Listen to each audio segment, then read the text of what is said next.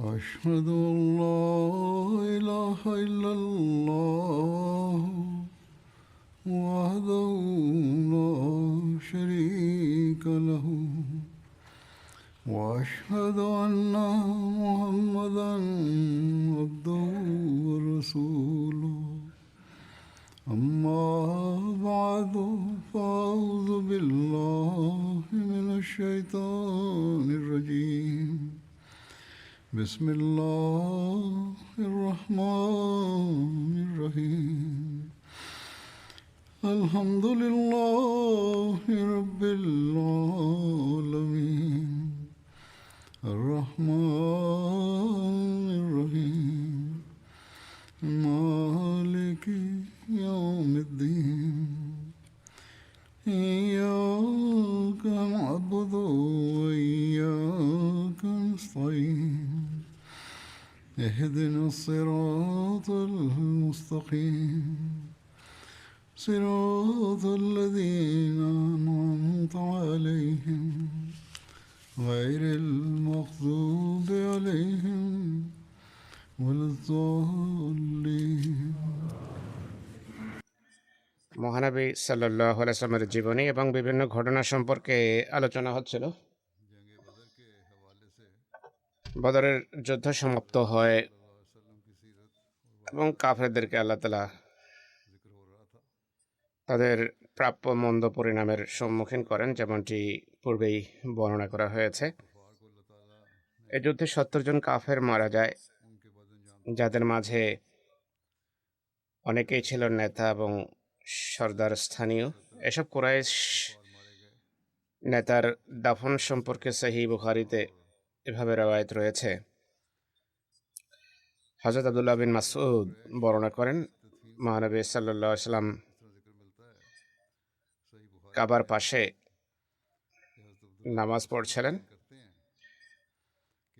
পূর্বের সকল ঘটনা বা অবস্থা বর্ণনা করা হচ্ছে এখানে।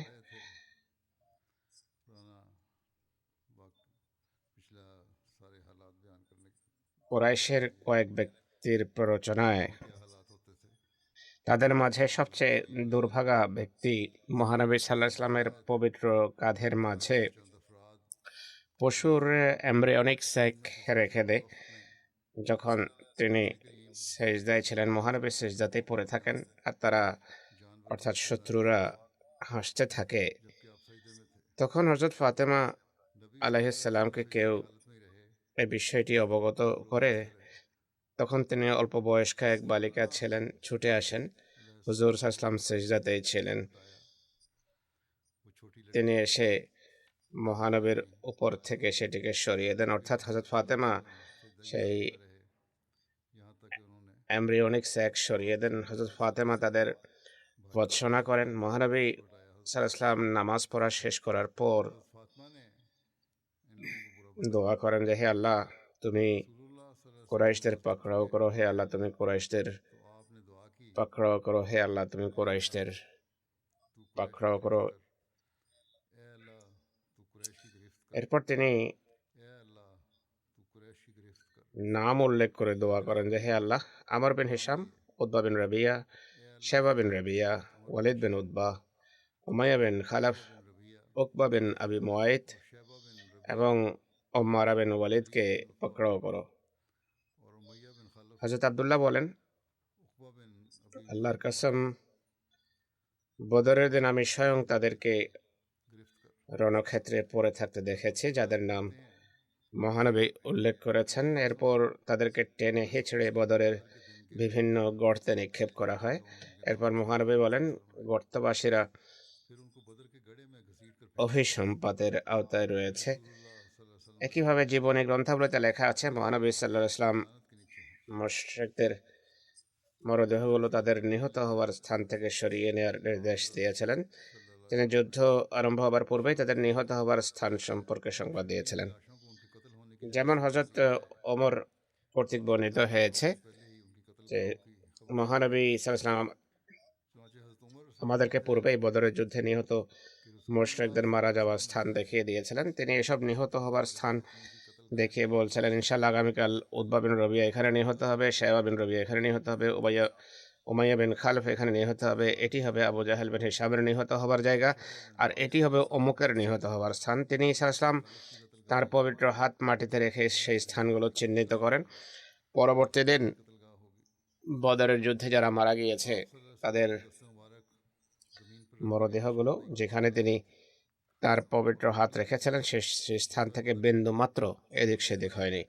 হযরত আয়েশা বর্ণনা করেন, বদরের যুদ্ধের পর হুজুর সাল্লাল্লাহু আলাইহি ওয়াসাল্লাম নির্দেশ দেন, নিহত সব কাফেরকে গর্তে ফেলে দাও। আর তাই করা হয়েছে। উমাইয়া বিন খালফ ছাড়া তার লাশ বর্মের ভিতর ফুলিয়ে গিয়েছিল। তাকে উঠাতে গেলে তার মরদেহ থেকে মাংস খসে পড়তে থাকে। এই কারণে তাকে সেখানেই মাটি ও পাথর দিয়ে চাপা দেওয়া হয়।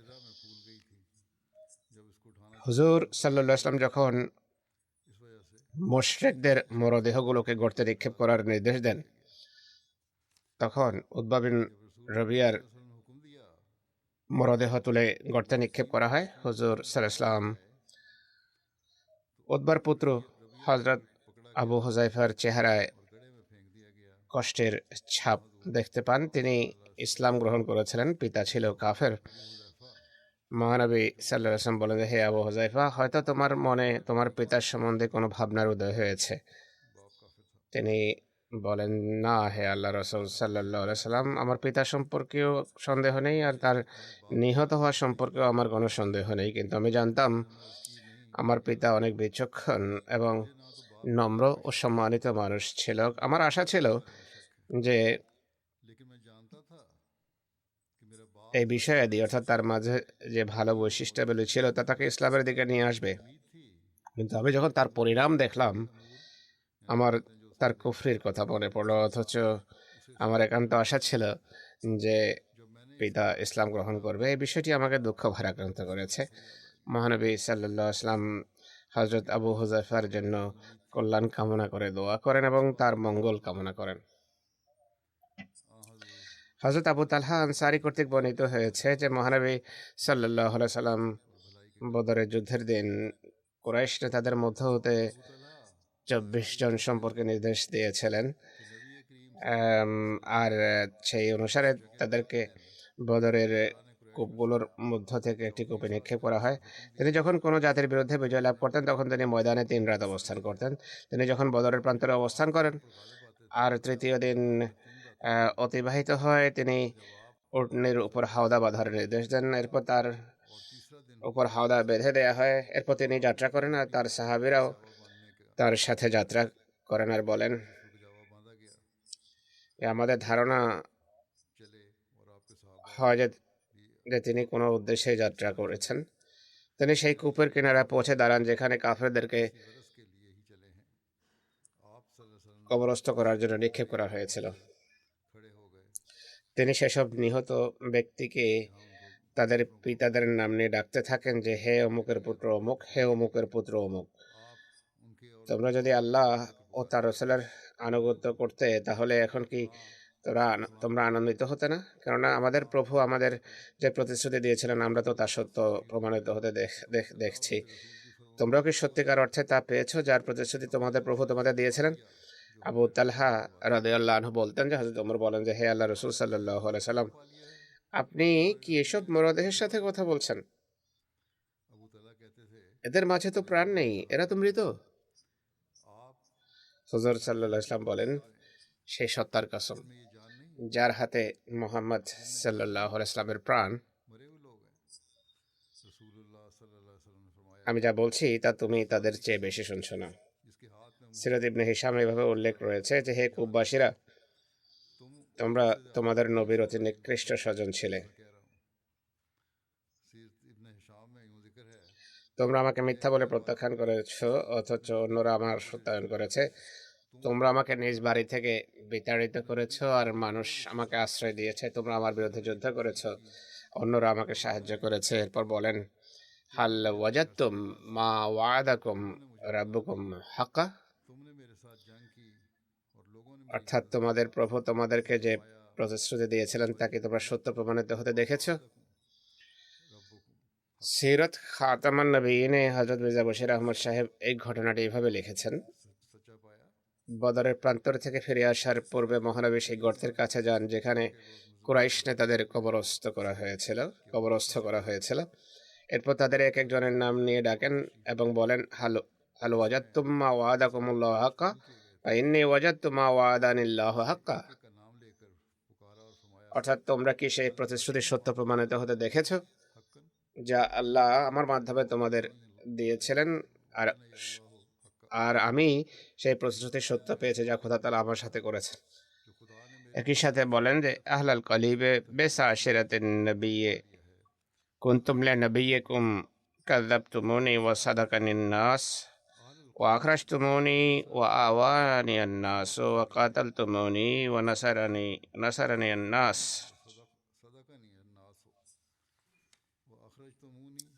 অর্থাৎ হে গর্তে নিপতিত ব্যক্তিরা, তোমরা তোমাদের নবীর অতি নিকৃষ্ট স্বজন সাব্যস্ত হয়েছ। তোমরা আমাকে মিথ্যাবাদী বলে প্রত্যাখ্যান করেছ, অথচ অন্যরা আমার সত্যায়ন করেছে। তোমরা আমাকে আমার মাতৃভূমি থেকে বিতাড়িত করেছ, কিন্তু অন্যরা আমাকে আশ্রয় দিয়েছে। তোমরা আমার বিরুদ্ধে যুদ্ধ করেছ, আর অন্যরা আমায় সাহায্য করেছে। হযরত ওমর বলেন যে হে আল্লাহ রাসূল সাল্লাল্লাহু আলাইহি ওয়াসাল্লাম, তারা এখন মৃত, তাদের জন্য শোনা কিভাবে সম্ভবপর হতে পারে? তিনি বলেন, আমার এই কথা তারা তোমার চেয়ে ভালো শুনতে পাচ্ছে। অর্থাৎ তারা এখন সেই জগতে পৌঁছে গেছে যেখানে সকল সত্য বাস্তব রূপে প্রতিভাত হয় আর কোনো পর্দা থাকে না। হুজুর ইসলামের এই বাক্যাবলী যেগুলো এখানে বর্ণিত হয়েছে, নিজের মাঝে এক অদ্ভুত ব্যথা ও বেদনার মিশ্রণ রাখে, আর এগুলোর মাধ্যমে সেই হৃদয়ের সেই অবস্থার কিছুটা ধারণা পাওয়া যায় যা সেই সময় মহানবীর হৃদয়ে বিরাজ করছিল। এমন মনে হয় যে তখন কুরাইশের বিরোধিতার অতীত ইতিহাস তার চোখের সামনে ভেসে যাচ্ছিল, আর তিনি কল্পনার জগতের এক একটি পৃষ্ঠা উঠে যাচ্ছিলেন, আর তার হৃদয় সেসব পৃষ্ঠা পাঠে বিচলিত ছিল। তিনি সাল্লাল্লাহু আলাইহি ওয়াসাল্লামের এই শব্দাবলী এই কথারও নিশ্চিত প্রমাণ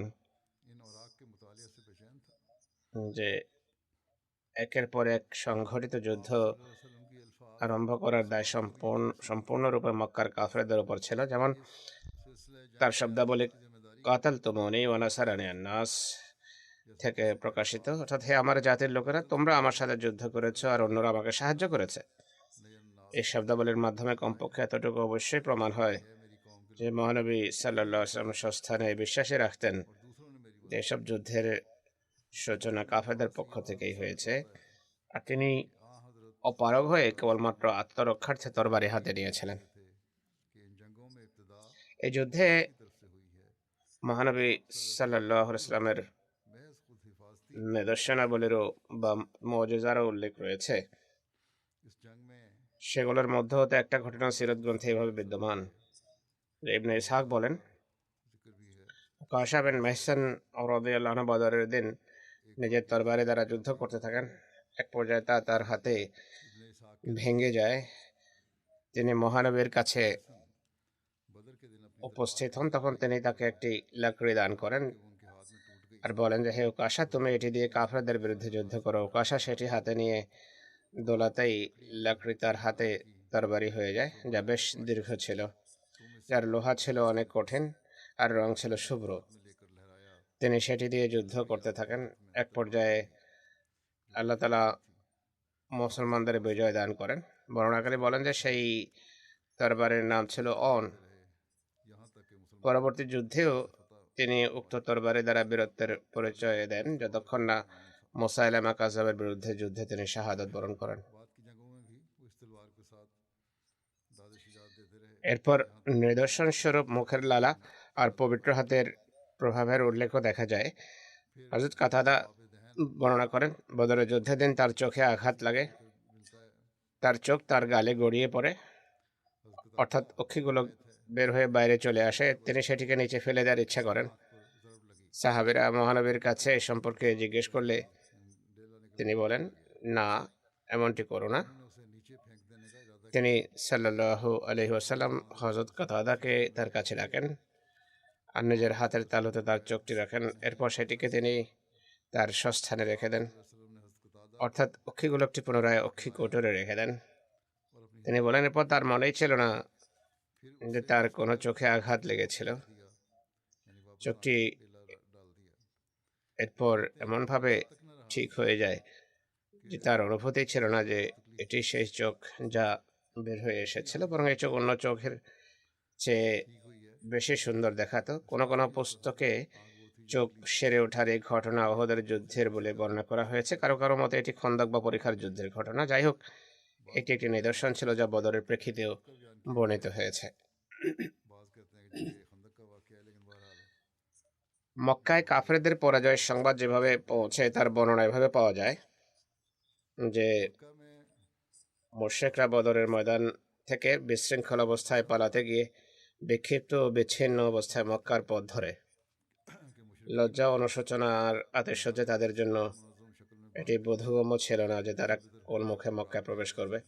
সর্বপ্রথম যে ব্যক্তি মক্কায় কুরাইশের পরাজয়ের সংবাদ নিয়ে প্রবেশ করে সে ছিল সুমান বিন ইয়াস বিন আব্দুল্লাহ। সে পরবর্তীতে মুসলমান হয়ে গিয়েছিল। মানুষ তার কাছে যুদ্ধের খবরাখবর জিজ্ঞেস করে। সে উকবা বিন রবিয়া, শায়বা বিন রবিয়া, আবুল হাকাম বিন হিশাম অর্থাৎ আবু জাহাল আর উমাইয়া বিন খালাফ এবং আরো কতিপয় নেতার নাম নিয়ে বলে যে তারা সবাই নিহত হয়েছে। সেই যখন নিহতদের মাঝে কুরাইশ সর্দারদের নাম উল্লেখ করতে আরম্ভ করে তখন মানুষ তার কথা বিশ্বাস করতে পারে না। সফওয়ান বিন উমাইয়া, যে কিনা হাতিমে বসা ছিল, সেই কথা শুনে বলে যে কিছুই বুঝতে পারছি না, এ ব্যক্তি হয়তো পাগল হয়ে গেছে। পরীক্ষামূলকভাবে তাকে জিজ্ঞেস করা যাক যে সফওয়ান বিন উমাইয়া কোথায়, অর্থাৎ সে নিজের সম্পর্কে জিজ্ঞেস করে। মানুষ জিজ্ঞেস করে সফওয়ান বিন উমাইয়ার কি হয়েছে। সে ব্যক্তি বলে যে ওই দেখো, সে তো হাতিমে বসে আছে। সে বলে আমি উম্মাদ হয়নি, আমি সবকিছু দেখতে পাচ্ছি। খোদার কসম, তার পিতা ভাইকে আমি সচক্ষে নিহত হতে দেখেছি। এতে তার বিশ্বাস হয় যে ব্যক্তি সত্য সংবাদ প্রদান করছে। মোট কথা, এভাবে মক্কাবাসীরা বদরের প্রান্তরে স্পষ্ট পরাজয়ের সংবাদ পায়। তাদের মন মস্তিষ্কের এতটা মন্দ প্রভাব পড়ে যে নিহতদের জন্য বিলাপ করতে তারা নিষেধ করে দেয়, যেন মুসলমানরা তাদের দুঃখে আনন্দিত হওয়ার সুযোগ না পায়। মক্কার কুরাইশের কিছু লোক তাদের নিহতদের জন্য বিলাপ করলে তারা বলে যেমনটি করো না, অর্থাৎ অন্যরা তাদেরকে এই কথা বলে কেননা মোহাম্মদ ইসলাম এবং তার সাহাবীদের কাছে এই সংবাদ পৌঁছলে তারা তোমাদের এই অবস্থায় আনন্দিত হবে আর নিজেদের বন্দীদের মুক্তির জন্য কাউকে প্রেরণ করবে না যতক্ষণ না তোমরা তাদের সম্পর্কে খুব ভালোভাবে চিন্তা ভাবনা করে নাও। অর্থাৎ বিলাপ করা যাবে না আর বন্দীদের মুক্তির জন্য কোনো চেষ্টা করা যাবে না, যেন মোহাম্মদ ইসলাম তার সাহাবীরা ফিদিয়া বা মুক্তিপণের বিষয়ে তোমাদের সাথে কোনোরূপ কঠোরতা না করতে পারেন।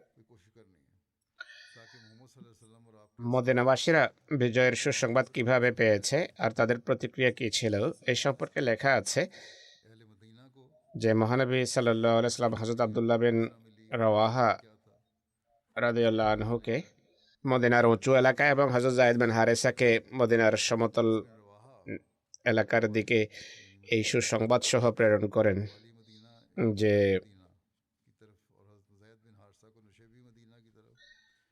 সেই সুসংবাদ সহ প্রেরণ করেন যা আল্লাহ তাআলা তার প্রিয় রাসূলকে দান করেছিলেন। হযরত ওসামা বিন যায়েদ বর্ণনা করেন, আমরা সেই সংবাদ তখন লাভ করে যখন আমরা হযরত ওসমান বিন আফফান রাদিয়াল্লাহু আনহুর স্ত্রী হযরত রুকাইয়া বিনতে রসুলকে কবর দেওয়ার কাজ সমাপ্ত করেছিলাম। তিনি তাদের অনুপস্থিতিতে মৃত্যুবরণ করেছিলেন। মহানবী আমাকে হযরত ওসমানকে সেবা শুশ্রূষার জন্য পেছনে রেখে গিয়েছিলেন। আমি আমার পিতা হযরত যায়েদ বিন হারেসার কাছে তখন যাই যখন মানুষ তাকে ঘিরে রেখেছিল। তিনি বলছিলেন, উতবা বিন রবিয়া, শায়বা বিন রবিয়া, আবু জাহাল বিন হিশাম, জামা বিন আসওয়াদ, আবুল বাখতারি, আস বিন হিশাম, উমাইয়া বিন খালাফ এবং হাজ্জাজের দুই পুত্র নুবাই ও মুনাব্বে কে হত্যা করা হয়েছে। অপরদিকে মদিনায় যে অবস্থা বিরাজমান ছিল তা হলো মুনাফিক ইহুদিরা সর্বত্র গুজব ছড়িয়ে রেখেছিল যে মুসলমানরা চরমভাবে পরাজিত হয়েছে আর নাউজুবিল্লাহ মুহাম্মদ সাল্লাল্লাহু আলাইহি ওয়া আলিহি ওয়াসাল্লাম নিহত হয়েছেন। এসব অপপ্রচারের মাঝে হযরত যায়েদ যখন মহানবীর উটনীতে আরোহিত অবস্থায় মদিনায় প্রবেশ করেন, তখন ইহুদি ও মুনাফিকরা আরো বড় গলায় এ কথা বলতে আরম্ভ করে যে দেখো, মোহাম্মদ নিহত হয়েছেন আর উটনিতে জায়েদ আসছে। হযরত জায়েদ যখন এই কথা বলতে আরম্ভ করেন যে উতবা নিহত হয়েছে, শেবাও নিহত হয়েছে, আবু জেহেলও নিহত, উমাইয়াও নিহত হয়েছে, তখন মুনাফিকেরা বলতে আরম্ভ করে যে এটি কিভাবে সম্ভব, মনে হয় মুসলমানদের পরাজয় এবং মোহাম্মদের মৃত্যুর কারণে জায়েদের কাণ্ডজ্ঞান হারিয়ে গেছে, তাই সে ধরনের কথা বলছে। মক্কার কাফেরদের যে প্রতিক্রিয়া ছিল, মদিনায়ও ইহুদি এবং মুনাফিকদের প্রতিক্রিয়া কি ছিল। হযরত ওসামা বিন জায়েদ বলেন, আমি যেহেতু মদিনাবাসীর কাছ থেকে সব কথা শুনছিলাম, তাই আমি আমার পিতা জায়েদকে এক পাশে ডেকে নিয়ে যাই আর জিজ্ঞেস করি, হে আমার পিতা, আপনি যা বলছেন তা কি সত্য? তিনি বলেন, হ্যাঁ আমার পুত্র, আল্লাহর শপথ এমনটি হয়েছে, আর আমি যা বলছি তা একেবারেই সত্য। মদিনাবাসী এ খবর শুনতেই বিজয়ী নবীর কাফেলাকে অভিনন্দন জানানোর জন্য হুমড়ি খেয়ে পড়ে। মুসলমানরা এই বিজয়ে উল্লসিত উৎফুল্ল ছিল। মহানবীর প্রত্যাবর্তনের জন্য তারা অধীর আগ্রহে অপেক্ষমান ছিল। এই যুদ্ধে সকল মুসলমান সামিল হয়নি, কেননা মদিনা থেকে যাত্রার প্রাক্কালে যুদ্ধের ধারণা কারো মাথায় ছিল না। মহানবীর আগমনের সংবাদ শুনে কিছু মুসলমান অভিনন্দন জানানোর জন্য মদিনার বাইরে বেরিয়ে আসে। রৌহা নামক স্থানে মহানবীর সাথে তাদের সাক্ষাৎ হয়। তাদের আনন্দ দেখার মতো ছিল। তারা মহানবী সাল্লাল্লাহু আলাইহি ওয়াসাল্লামকে কাফেরদের বিরুদ্ধে বিজয়ের জন্য অভিনন্দন জানাতে থাকেন। এরপর মহানবী মদিনায় আসেন, সেখানে উপস্থিত সকল মুসলমান তাকে স্বাগত জানায়। এই যুদ্ধে গনিমতের মাল বা মালে গনিমতের বিষয়টি এভাবে বর্ণিত হয়েছে যে উক্ত বিজয়ের ফলে মুসলমানদের হাতে গনিমতের মাল হিসাবে 150টি উট এবং 10টি ঘোড়া আসে। এছাড়া সব ধরনের সাজ সরঞ্জাম, অস্ত্রশস্ত্র, পোশাক আশাক আর অগণিত পশুর রং করা চামড়া এবং উল ইত্যাদি ছিল, যেগুলো মুশরিকরা নিজেদের সাথে ব্যবসার উদ্দেশ্যে নিয়ে এসেছিল। হুজুর সাল্লাল্লাহু আলাইহি ওয়াসাল্লাম নিজের জন্য সাহাবীদের সমপরিমাণ অংশ নির্ধারণ করেন। এই যুদ্ধে একটি তরবারি সাহাবীরা মহানবীর জন্য পৃথক করে রেখেছিলেন এবং আবু জাহেলের সম্পদ থেকে একটি উট মহানবী লাভ করেছিলেন, যার নাকের উপর নথ পরানো ছিল। উক্ত তরবারি এবং উটকে জীবনী গ্রন্থাবলীতে বিশেষ গুরুত্ব দেওয়া হয়েছে। এর বিস্তারিত বিবরণ হলো যে তরবারির কথা উপর উল্লেখ করা হয়েছে, এর নাম ছিল জুলফিকার। এর মালিক ছিল আস বিন মুরাব্বে বিন হাজ্জাজ নামক এক মুশরিক, যে বদরের যুদ্ধে নিহত হয়। কোন কোন রওয়ায়াত অনুসারে উক্ত তরবারি আবু জাহেলের ছিল।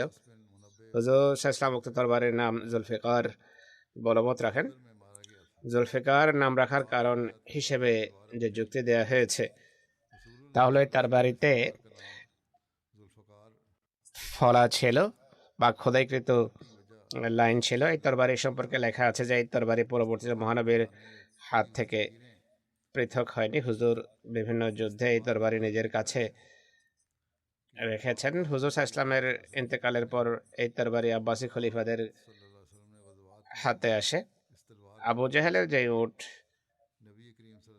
বদরের যুদ্ধে মালিক গনিমত হিসাবে মহানবী পেয়েছিলেন, তা হুদাইবিয়ার সন্ধি পর্যন্ত হুজুরের কাছে ছিল। হুদাইবিয়ার সন্ধির সময় মহানবী সেটিকে কোরবানির উদ্দেশ্যে নিয়ে যান। এ বিষয়ে একটি ঘটনা জানা যায়। হুদাইবিয়ার প্রান্তরে সেটি চড়ে বেড়াচ্ছিল এবং এরপর সেটি ছুটে গিয়ে আবু জেহেলের ঘরে পৌঁছে।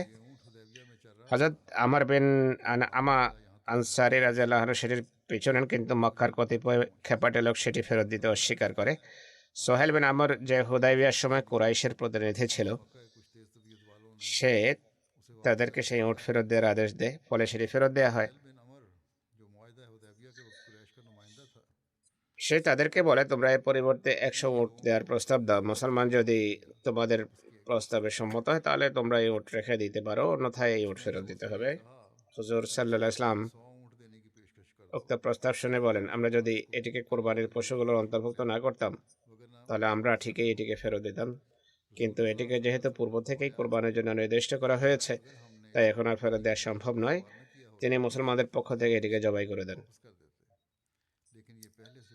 মালিক গনিমত বিতরণের সময় মহানবী ঈসা ইসলাম বদরের যুদ্ধে শাহাদাত বরণকারীদের উত্তরাধিকারীদেরকে শহীদগণের অংশ প্রদান করেন। অনুরূপভাবে মদিনায় যাদের নায়েব নিযুক্ত করেছিলেন বা কতিপয় সাহাবী যাদের উপর বিভিন্ন দায়িত্ব ন্যস্ত করা হয়েছিল আর এই কারণে তারা বদরের যুদ্ধে অংশগ্রহণ করতে পারেননি, তাদেরকেও মালে গনিমত থেকে অংশ দেওয়া হয়।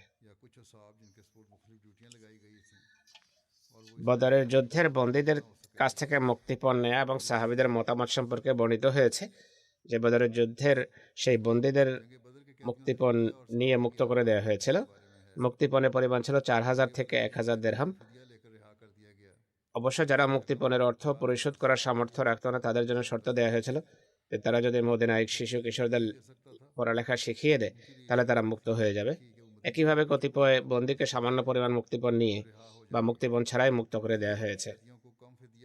মুক্তিপণ সম্পর্কে বিভিন্ন ধরনের রওয়ায়াত রয়েছে। এ বিষয়ে কতিপয় রওয়ায়াত অযৌক্তিক ও স্পষ্টতার জন্ম দেয়।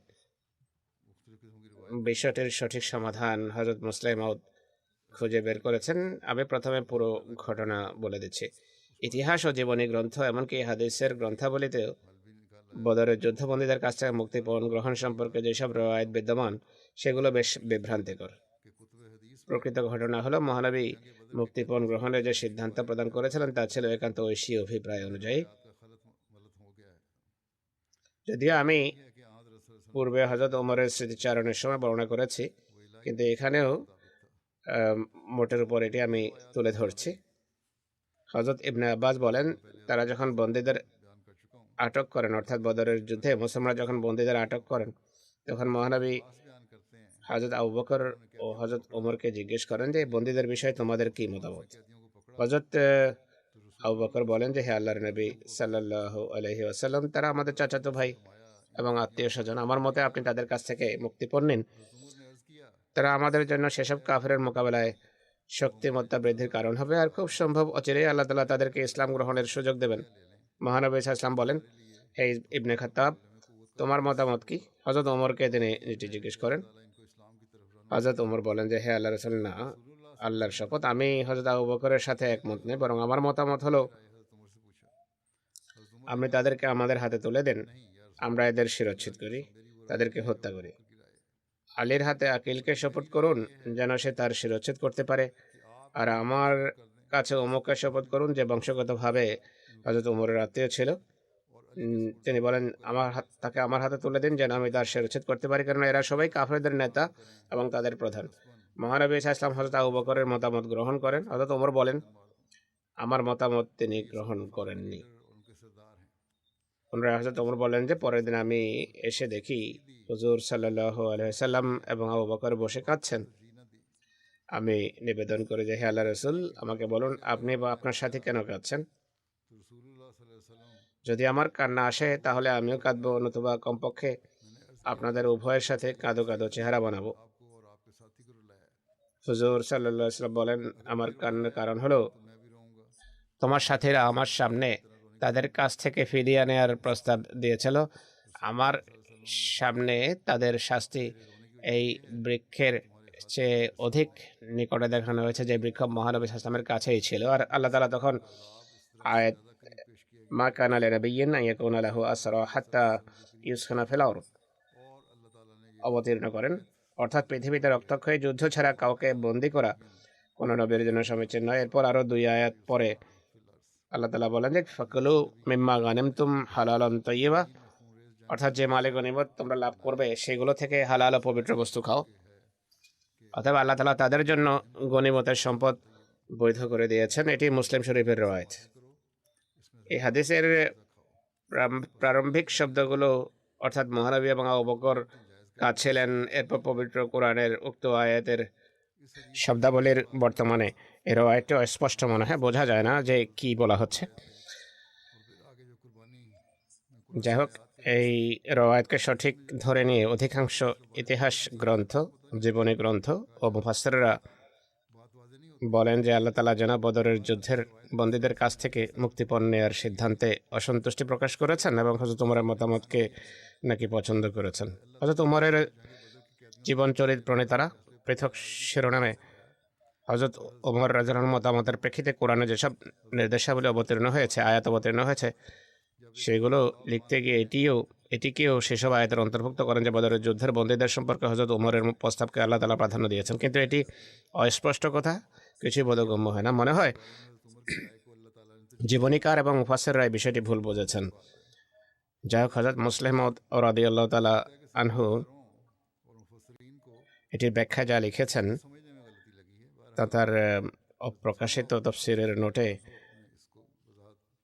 পাওয়া গেছে, যা বিষয়টি ব্যাখ্যা করে, বিষয়টি পরিষ্কার করে এবং সেসব রওয়ায়াতকে খণ্ডন করে। হযরত মুসলিম মাউদ রাদিয়াল্লাহু আনহুর ব্যাখ্যা সঠিক বলে মনে হয়। অনর্থক হযরত ওমরের মর্যাদা উঁচু করার জন্য মনে হয় কতক মুফাসসির এই রওয়ায়াত বানিয়েছে বা এটিকে তারা বুঝতে পারেনি। যাই হোক, হযরত মুসলিম মাউদ রাদিয়াল্লাহু আনহু সূরা আনফালের 68 নম্বর আয়াতের তাফসীর করতে গিয়ে লিখেছেন, ইসলামের পূর্বে আরবের রীতি ছিল, আর পরিতাপের বিষয় হলো আজও পৃথিবীর বিভিন্ন স্থানে এই রীতি চলে আসছে যে যুদ্ধ ও লড়াই না হলেও মানুষকে বন্দী করা হয় আর তাদের দাস বানানো হয়। এটি সে যুগের কথা যখন মুসলিম মদের নোট লিখেছেন। এই আয়াত সেই কুৎসিত প্রথাকে রহিত করে এবং স্পষ্ট ভাষায় নির্দেশ প্রদান করে যে কেবল যুদ্ধাবস্থায় এবং যুদ্ধের পরেই শত্রুপক্ষের লোকদের বন্দী করা যেতে পারে। যদি যুদ্ধ না হয় তাহলে কাউকে বন্দী করা বৈধ নয়। এই আয়াতের অনেক ভুল ব্যাখ্যা করা হয়েছে। বলা হয় মুসলমানরা যখন বদরের যুদ্ধের প্রাক্কালে মক্কাবাসীদের কতককে বন্দী করে, তখন মহানবী সাল্লাল্লাহু আলাইহি সাল্লাম সাহাবীদের সাথে পরামর্শ করেন যে তাদের বিষয়ে কি পদক্ষেপ নেওয়া যায়। হযরত ওমরের মতামত ছিল তাদেরকে হত্যা করা উচিত। আবু বকরের মত ছিল মুক্তিপণ নিয়ে তাদের ছেড়ে দেওয়া উচিত। হুজুর সাল্লাল্লাহু আলাইহি ওয়াসাল্লাম আবু বকরের পরামর্শ পছন্দ করেন এবং এটি সূরা আনফালের 68 নং আয়াত, যেখানে বর্ণিত হয়েছে যে কোনো নবীর জন্য পৃথিবীতে রক্তক্ষয়ী যুদ্ধ ছাড়া পুরো আয়াত হুজুর পড়েন, এতটাই বলেছেন। যাই হোক, হযরত মুসলিম মাউদ এটির ব্যাখ্যা করতে গিয়ে বলেন যে মত নেওয়া হয়েছিল তাতে আবু বকরের মত ভিন্ন ছিল, হযরত ওমরের মত ছিল ভিন্ন, আর হুজুর সাল্লাল্লাহু আলাইহি সাল্লাম আবু বকরের মতকে গ্রহণ করেন এবং মুক্তিপণ নিয়ে বন্দীদের ছেড়ে দেন। কিন্তু মুফাসসিররা বলেন যে এই আয়াত যখন অবতীর্ণ হয় তখন যেন আল্লাহ তাআলা মহানবীর এই কাজকে পছন্দ করেননি বা অপছন্দ করেছেন, এরা শুধু হযরত ওমরের কথাকে বেশি গুরুত্ব দেওয়ার জন্য এই রওয়ায়াত বানিয়েছে, যদিও তাতে মহানবীর মর্যাদা ক্ষুণ্ণ হয়। যাই হোক, তারা বলে আল্লাহ তাআলা মহানবীর কাজকে অপছন্দ করেছেন। বলা হয়েছে বন্দীদের হত্যা করা উচিত ছিল এবং মুক্তিপণ নেওয়া উচিত হয়নি। এটি তাবারির তাফসিরে রয়েছে। মুসলিম মাউদ বলছেন যে এই তাফসির ভুল। প্রথমত সে সময় পর্যন্ত আল্লাহ তাআলা এমন কোনো নির্দেশ জারি করেননি যে বন্দীদের মুক্তিপণ নিয়ে যেন মুক্ত না করা হয়। তাই ফিদিয়া গ্রহণ করার কারণে মহানবী কোনোভাবে দোষী সাব্যস্ত হতে পারেন না। দ্বিতীয়ত, ইতিপূর্বে মহানবী সাল্লাল্লাহু আলাইহি ওয়াসাল্লাম নাখলাতে দুজন ব্যক্তির কাছ থেকে মুক্তিপণ গ্রহণ করে তাদের মুক্ত করে দিয়েছিলেন এবং খোদা তাআলা মহানবীর এই কাজকে অপছন্দ করেননি। তৃতীয়ত, কেবল 2 আয়াত পরে খোদা তাআলা মুসলমানদেরকে অনুমতি প্রদান করেন যে মালে গনিমত অর্থাৎ যুদ্ধলব্ধ সম্পদ থেকে তোমরা যাই লাভ করো তা ভোগ করো, তা হালাল এবং পবিত্র। এই বিষয়টি কল্পনাতেই যে মহানবীর ফিদিয়া গ্রহণ করাকে খোদা তাআলা অপছন্দ করবেন, আবার এভাবে অর্জিত অর্থকে হালাল এবং পবিত্র আখ্যা দেবেন। কাজেই এই তাফসীরই ভ্রান্ত, আর সঠিক তাফসীর হলো এই আয়াতে একটা মূলনীতি নির্ধারণ করে দেওয়া হয়েছে যে বন্দীকে কেবল যুদ্ধের পরিস্থিতিতে আটক করা যেতে পারে, যখন শত্রুপক্ষকে মোক্ষম আঘাত হানে পরাস্ত করা হয়। এর সাথে হযরত ওমরের এই মতামতের কোনো সম্পর্ক নেই যে ফিদিয়া যেন গ্রহণ করা না হয়। পবিত্র কোরআনের মুফাসসিরদের মাঝে আল্লামা ইমাম রাজি এবং প্রসিদ্ধ জীবনীকার আল্লামা শিবলি নোমানিও একই মত প্রকাশ করেন, যা হযরত মুসলিহ মওদ বর্ণনা করেছেন। হযরত মির্জা বশির আহমদ সাহেব এমএও এই প্রসঙ্গে লিখেছেন যে মদিনায় পৌঁছে মহানবী সাল্লাল্লাহু আলাইহি ওয়াসাল্লাম বন্দীদের ব্যাপারে পরামর্শ করেছেন যে তাদেরকে কি করা উচিত। আরবে সাধারণত বন্দীদেরকে হত্যা করা অথবা স্থায়ীভাবে দাস বানিয়ে নেওয়ার প্রথা প্রচলিত ছিল, কিন্তু মহানবীর পূত পবিত্র প্রকৃতির কাছে বিষয়টি অত্যন্ত অসহ্য ছিল। এছাড়া এই ব্যাপারে তখনও কোনো ঐশী বিধান অবতীর্ণ হয়নি। হযরত আবু বকর বলেন যে আমার মতে মুক্তিপণ নিয়ে এদেরকে ছেড়ে দেওয়া উচিত, কেননা এরা আমাদেরই আত্মীয় স্বজন। হতে পারে আগামীতে বা আগামীকাল এদের মধ্য থেকে ইসলামের জন্য নিবেদিত মানুষ সামনে আসবে। কিন্তু হযরত ওমর দ্বিমত করেন এবং বলেন ধর্মীয় ব্যাপারে আত্মীয়তার নামে কোনো ছাড় দেওয়া উচিত নয়, আর এরা এদের কৃতকর্মের দরুন হত্যাযোগ্য হয়ে গেছে। কাজে আমার মতে এদের সবাইকে হত্যা করা উচিত, বরং আদেশ দেওয়া উচিত মুসলমানরা যেন নিজ হাতে নিজেদের আত্মীয় স্বজনকে হত্যা করে। হুজুর সাল্লাল্লাহু আলাইহি ওয়াসাল্লাম নিজের স্বভাবসুলভ দয়াদ্রতার কারণে হযরত আবু বকরের মতামতকে পছন্দ করেন আর হত্যার বিপক্ষে সিদ্ধান্ত প্রদান করেন, আর আদেশ দেন যে যেসব মুশরিক ফিদিয়া এবং মুক্তিপণ প্রদান করবে তাদেরকে মুক্ত করে দেওয়া উচিত। আর পরবর্তীতে এই অনুসারেই ঐশী নির্দেশ আসে। ফিদিয়া দেওয়ার ব্যাপারে যখন ঐশী আদেশ অবতীর্ণ হয়, যেমনটি খলিফা সানিও লিখেছেন, সেখানে হাদিসকে ভিত্তি বানিয়ে মহানবী এবং আবু বকরের ক্রন্দনের যুক্তি তুলে ধরা অসঙ্গত মনে হয়। যাই হোক, হযরত মির্জা বশির আহমদ সাহেব রাদিয়াল্লাহু আনহু লেখেন যে এরপর প্রত্যেকের সামর্থ্য অনুযায়ী 1000 থেকে 4000 দিরহাম ফিদিয়া নির্ধারণ করা হয়, আর এভাবে বন্দীরা মুক্ত হয়। অবশিষ্ট কথা ইনশাল্লাহ আগামী খুতবায় বর্ণনা করা হবে। জুমার পর দুজনের গায়েবানা জানাজা পড়াবো। প্রথম জন হলেন মুরব্বি সিলসিলা রানা আব্দুল হামিদ খান সাহেব কাঠগড়ি, যিনি পাকিস্তানে ওয়াকফে জাদিদের নায়েব নাজেম মাল হিসেবে দায়িত্ব পালন করছিলেন। সম্প্রতি 70 বছর বয়সে তিনি মৃত্যুবরণ করেন। ইন্না লিল্লাহি ওয়া ইন্না ইলাইহি রাজিউন। আল্লাহ তাআলার কৃপায় তিনি মুসি ছিলেন।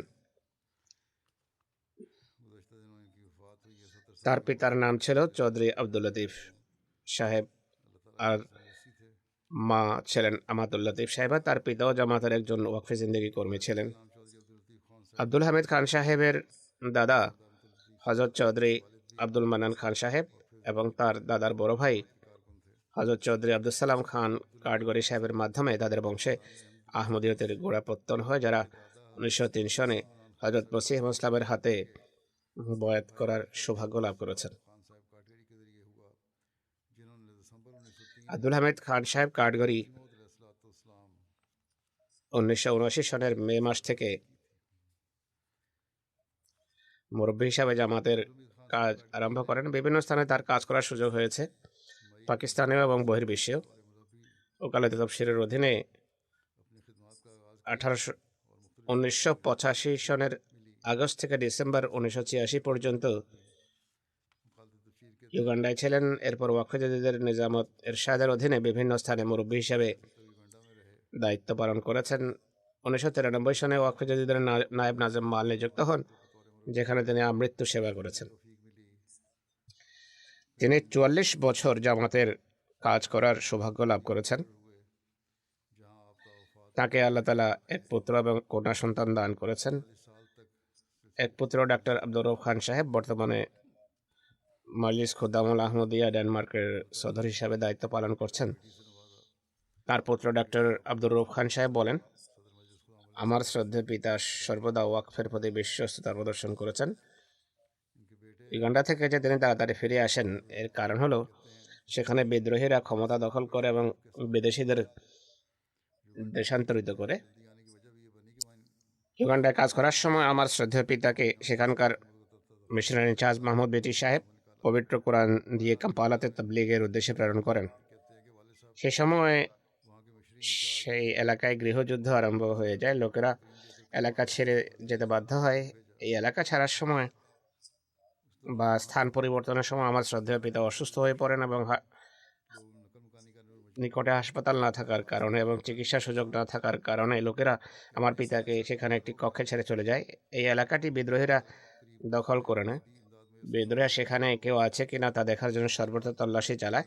সে সময় এক বিদ্রোহী তার কক্ষেও প্রবেশ করে, যেখানে হামিদ সাহেব উপস্থিত ছিলেন কিন্তু শুয়েছিলেন, এবং হামিদ সাহেবকে মৃত মনে করে তারা তাকে ফেলে চলে যায়। তিনি বলছেন, আমার পিতা বলতেন, আমি নিচে জানালার একেবারে পাশে শুয়েছিলাম। জানালা দিয়ে গুলি এসছিল এবং সামনের দেয়ালে গিয়ে বিদ্ধ হচ্ছিল। এরপর পরিস্থিতি কিছুটা ভালো হলে কিছু পরিচিত লোকদের সাথে যোগাযোগ হয় আর তারা আমার পিতাকে নিরাপদ স্থানে স্থানান্তর করে। এইভাবে আল্লাহ তাআলা তাকে রক্ষা করেন। খেলাফতের সাথে তার সীমাহীন আন্তরিকতা, হৃদ্যতা ও ভালোবাসা ছিল। খুবই সাদাসিধে এবং মিশুক মানুষ ছিলেন। খুতবাতে যা বলা হতো, যুগ খলিফার প্রতিটি কথায় তিনি সাড়া দিতেন। কোনো ব্যাখ্যার পক্ষপাতে ছিলেন না। খলিফার কথার যদি কেউ অর্থ করত যে খলিফার উদ্দেশ্য এটি, এরকম ব্যাখ্যা যদি কেউ করত, তিনি খুবই অসন্তুষ্ট হতেন। কর্মকর্তা এবং মুরব্বীদের নিজেও সম্মান করতেন এবং তার পুত্র বলেন যে আমাকেও তিনি তাগাদা দিতেন। তিনি বলেন, আমি আতফালুল আহমদিয়ার সংগঠনে ছিলাম। তখন একবার বলেন যে তুমি যদি কর্মকর্তা ও মুনতাজিম আতফালের কথা না মানো, অর্থাৎ কোনো কথায় তিনি মতভেদ করে থাকবেন হয়তো, তিনি পুত্রকে বলেন যে যদি কর্মকর্তা এবং মুনতাজিম আতফালের কথা না মানো তাহলে দায়িত্ব ছেড়ে দাও। তিনি বলতেন, জামাতের ব্যবস্থাপনা খেলাফত ওতপ্রোতভাবে জড়িত। একটির কথা শুনবে অথচ অপরটির কথা শুনবে না, এটা হতে পারে না। অন্যদের সাহায্য করা এবং সময় উপযোগী সংশোধন করা তার বিশেষ গুণ ছিল। এই কারণে কেউ অসন্তুষ্ট হলেও তিনি ভ্রুক্ষেপ করতেন না। সংশোধন হয়ে গেলে তার মন জয় করতেন আর বলতেন, শুধু সংশোধন করাই ছিল আমার উদ্দেশ্য। তিনি লেখেন, অনেক সময় এমনটি ঘটেছে যে জীবনে স্বাচ্ছন্দ্য আসতে পারত, কিন্তু তিনি সবসময় ওয়াকফকে প্রাধান্য দিয়েছেন। শেষ বয়সে আমিও শ্রদ্ধেয় পিতাকে কথায় কথায় বলে যে ডেনমার্কে আমার কাছে চলে আসুন। তিনি খুবই অসন্তুষ্ট হন আর বলেন যে আমি বছর উৎসর্গ করিনি, বরং জীবন উৎসর্গ করেছি। আমার সবকিছু ওয়াকফের সাথে সম্পৃক্ত। তার কন্যা হাফেজা হোসনিয়ারা বলেন যে আমার পিতা অত্যন্ত কোমল হৃদয়ে, স্নেহশীল, অতিথিপরায়ণ এবং খোদাভীরু মানুষ ছিলেন। দোয়ার এক ভান্ডার ছিলেন তিনি। আল্লাহর উপর পূর্ণ বিশ্বাস এবং আস্থা ছিল তার বিশেষ বৈশিষ্ট্য। এছাড়া খেলাফতের প্রতি অগাধ ভালোবাসাও ছিল তার উল্লেখযোগ্য বৈশিষ্ট্য। খেলাফতের প্রতি ভালোবাসা এক বিশেষ ধরন খেলাফতের প্রতি ভালোবাসার এক বিশেষ ধরন তার মাঝে দেখা যেত, যা সকল সম্পর্কের উপর ছাপিয়ে যেত। সবসময় চিন্তাধারার কেন্দ্রবিন্দু আর কথার সূচনা সমাপ্তি হতো কেবলমাত্র খেলাফত এবং খলিফার প্রতি অকৃত্রিম ভালোবাসার মাধ্যমে। তিনি বলেন যে এখানে অর্থাৎ যুক্তরাজ্যেও মাঝে মাঝে আসলে আমি যখন আবেগ আপ্লুত হয়ে যেতাম, তখন বলতেন, পৃথিবীর সকল সম্পর্ক নশ্বর, তুমি কেবলমাত্র আল্লাহর সাথে সম্পর্ক অটুট রাখো। বাকি সকল আত্মীয়তা বা আত্মীয়রা ছেড়ে চলে যায়, কিন্তু কেবলমাত্র আল্লাহ তাআলা সত্তাই অবিনশ্বর, যিনি কখনো একা ছেড়ে যান না। এছাড়া বলেন যে সর্বদা খেলাফতের সাথে সুদৃঢ় সম্পর্ক রেখো। অত্যন্ত সরল প্রকৃতির মানুষ ছিলেন। সবসময় বলতেন, আমি একজন ওয়াকফে জিন্দেগি, আমার পুরো জীবন উৎসর্গিত। আর শেষ নিঃশ্বাস অবধি ওয়াকফের দায়িত্ব পালনের আশাবাদ এবং ইচ্ছা ব্যক্ত করেন। ওয়াকফে জদীদের নাজেম মাল হাফেজ খালেদ ইফতেখার সাহেব লিখছেন, আব্দুল হামিদ খান সাহেবের সাথে প্রায় 20 বছর কাজ করার সুযোগ লাভ করেছি। তিনি সবসময় এক প্রকৃত ওয়াকফে জিন্দেগির ভূমিকা পালন করেছেন। বয়স এবং অভিজ্ঞতার দিক থেকে তিনি আমার চেয়ে বড় ছিলেন, কিন্তু খেলাফতের আনুগত্য এবং জামাতের ব্যবস্থাপনার পরম আনুগত্যকারী হওয়ার কারণে কখনো জ্যেষ্ঠতার বড়াই করেননি। ইনি তার সহকারী ছিলেন। তিনি বলেন, নিঃস্বার্থভাবে এই অধমের সাথে তিনি কাজ করেন। তাঁর বোঝানোর ও চাঁদার আহ্বান জানানোর রীতি ছিল অত্যন্ত চিত্তাকর্ষক। তিনি নবাগত কর্মী এবং মুরব্বী ও মুআল্লিমদের প্রজ্ঞার সাথে কাজ করার নিয়ম শেখাতেন। তার উপর অর্পিত দায়িত্ব পরিপূর্ণ আনুগত্যের সাথে পালন করতেন। সুচিন্তিত ও সঠিক মতামত রাখতেন। যদিও নীরবে এবং নিঃস্বার্থভাবে সেবা করেছেন, কিন্তু 30 বছরের অধিক কাল তার মাধ্যমে ওয়াকফে জদীদ অনেক উপকৃত হয়েছে। জীবনের শেষ কয়েক বছরে অনেক সময় শরীর শরীর খারাপ হয়ে যেত, সন্তানেরা প্রবাসে ছিল। কখনো যদি কেউ বলতো যে কোনো এক সন্তানের কাছে চলে যান, তাহলে অত্যন্ত আবেগপ্রবণ হয়ে বলতেন, আমি জীবন উৎসর্গ করেছি, শেষ নিঃশ্বাস পর্যন্ত সেবা করব। আল্লাহ তাআলা তাকে শেষ নিঃশ্বাস পর্যন্ত এই অঙ্গীকার পালনের সৌভাগ্য দান করেছেন। অর্থ বিভাগের মুরব্বী সিলসিলা মুবাশশির আহমদ সাহেব বলেন, 2013 সালে ওয়াকফে জাদীদের অর্থ বিভাগে আমার পদায়ন হয়। আব্দুল হামিদ খান সাহেব দুটো মৌলিক নির্দেশনা দিয়ে বলেন যে এই দুটি বিষয়ে তোমার ডায়েরিতে টুকে নাও। প্রথমত, সকল কল্যাণের উৎস হলো খেলাফত, যে কোনো অবস্থায় যে কোনো মূল্যে খেলাফতের সাথে বিশ্বস্ততা রক্ষা করবে।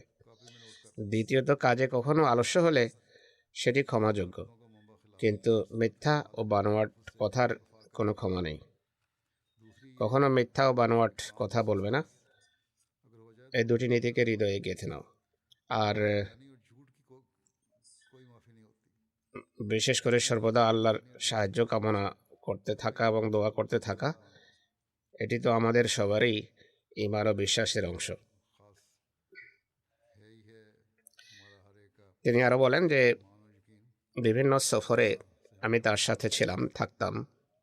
বারবার জোর দিয়ে বলতেন, চাঁদার আহ্বান জানানোর সময় কোনো ব্যক্তিকে ওয়াকফ জাদীদের গুরুত্ব সম্পর্কে এতটা অবগত করতে হবে যেন আর্থিক কোরবানি করার ক্ষেত্রে তার মাঝে আর কোনো দ্বিধা না থাকে। কেবল অর্থ চাওয়াই নয়, বরং চাঁদার গুরুত্ব তার হৃদয়ে প্রথিত করতে হবে, তার মাঝে জামাতের প্রতি ভালোবাসা সৃষ্টি করতে হবে। এরপর তার কাছে তার সাধ্য অনুযায়ী চাঁদা চাইতে হবে। আর এক্ষেত্রে লজ্জিত হওয়ার কোনো কারণ নেই, কেননা আমাদের কাজ হলো জামাতের সেবা করা, জামাতের খাতিরে সহায়তা নেওয়া। জামাতের সম্পদের প্রতি খেয়াল রাখতেন এবং বলতেন যে জামাতের সদস্যদের ত্যাগ এবং কোরবানির ফলে চাঁদা আসে, চাঁদা একত্রিত হয়। তাই এই অর্থ ব্যয় করার ক্ষেত্রে আমাদের সাশ্রয়ী হওয়া উচিত। যতটুকু প্রয়োজন ততটুকুই যেন খরচ করা হয়, প্রয়োজনের অতিরিক্ত যেন খরচ না করা হয়। তিনি বলতেন, আমি আমার পুত্রকেও বলেছি, যতক্ষণ পর্যন্ত তুমি জামাতের প্রতি বিশ্বস্ত থাকবে ততক্ষণ তুমি আমার পুত্র। এছাড়া তোমার সাথে আমার আর কোনো সম্পর্ক বা দাবি নেই। আল্লাহ তাআলা তার প্রতি ক্ষমা ও দয়াসুলভ আচরণ করুন, তার মর্যাদা উন্নীত করুন, তার পুণ্যসমূহ তার সন্তানদের মাঝে বহাল রাখুন। পরবর্তী স্মৃতিচারণ ও জানাজা। আমেরিকা নিবাসী মুরব্বি সিলসিলা জনাব মুবাশশির আহমদ সাহেবের স্ত্রী নুসরত জাহাঁ আহমদ সাহেবের, ইনিও সম্প্রতি ইন্তেকাল করেছেন। ইন্না লিল্লাহি ওয়া ইন্না ইলাইহি রাজিউন। মরহুমা 1972 সালে স্বামী মুবাশশির আহমদ সাহেব ও 3 সন্তান সহ আমেরিকায় স্থানান্তরিত হন এবং ওয়াশিংটনে বসবাস আরম্ভ করেন। 1988 সনে তার স্বামী আমেরিকায় জীবন উৎসর্গ করার সুযোগ লাভ করেন। মরহুমা তার পুরো জীবন সাদাসিধেভাবে এবং কৃতজ্ঞতার সাথে কাটিয়ে দিয়েছেন। তার স্বামী মুবাশশির সাহেব যখন জীবন উৎসর্গ করেন তখন থেকেই তিনি মুরব্বী হিসাবে দায়িত্ব পালন করছেন। খুবই সাদামাটাভাবে এবং কৃতজ্ঞতার চেতনা নিয়ে স্বামীর সাথে জীবন অতিবাহিত করেছেন। মরহুমা আল্লাহ তাআলার অনুগ্রহে ওসিয়ত করেছিলেন, নিয়মিত উৎসাহ উদ্দীপনার সাথে চাঁদা প্রদান করতেন। খেলাফতের সাথে গভীর ভালোবাসার সম্পর্ক ছিল। 1977 হতে 2007 পর্যন্ত তিনি লাজনায়ে মাল্লার বিভিন্ন পদে কাজ করার সুযোগ পেয়েছেন। স্থানীয় নায়েব সদর ও রিজিওনাল প্রেসিডেন্ট হিসাবে কাজ করেছেন। ইসলাম আহমদিয়তের প্রসারের জন্য কঠোর পরিশ্রমের সাথে তবলিগি প্রোগ্রাম প্রণয়ন করতেন। লাজনা ও নাসেরাতদের তালিম তরবিয়তের জন্য বিভিন্ন পরিকল্পনা গ্রহণ করেছেন। নিজের সন্তানদের উত্তম ধর্মীয় তরবিয়ত দিয়েছেন। একইভাবে জাগতিক শিক্ষা দীক্ষায় তাদের মনোযোগী করেছেন। তার ছেড়ে যাওয়া পরিবারের স্বামী ছাড়া 2 পুত্র 2 কন্যা রয়েছে। আল্লাহ তাআলার কৃপায় মরহুমার 4 সন্তানই জামাতের সক্রিয় কর্মী, তারা ধর্মসেবার সুযোগ পাচ্ছে। আল্লাহ তাআলা মরহুমার প্রতি দয়া ও ক্ষমাসুলভ আচরণ করুন, তার সন্তানদেরকে তার দোয়া ও পুণ্যের উত্তরাধিকারী করুন।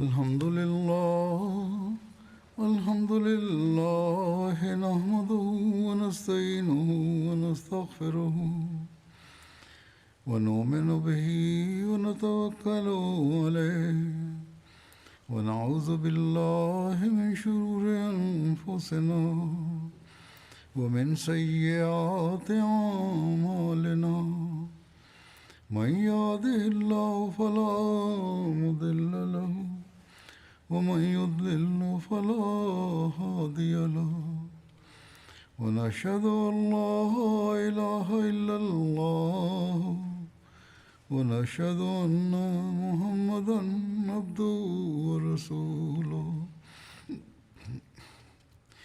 عباد الله رحمكم الله إن الله يأمر بالعدل والإحسان وإيتاء ذي القربى وينهى عن الفحشاء والمنكر والبغي يعظكم لعلكم تذكرون اذكروا الله يذكركم وادعوه يستجب لكم ولذكر الله